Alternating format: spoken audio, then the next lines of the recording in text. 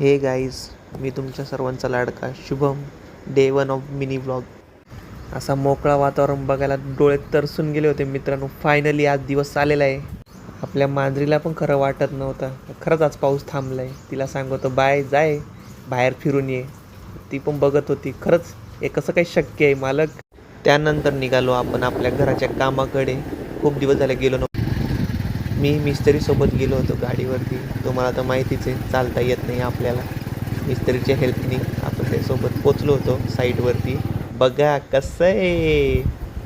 आपल्या मागं पप्पासुद्धा आले होते साईटवरती काम बघायला. किती काम चालू आहे आज. कामाला सुरुवात झालीच होती का बऱ्यापैकी मित्तल मला घ्यायला आला होता. पकिंग मित्तल.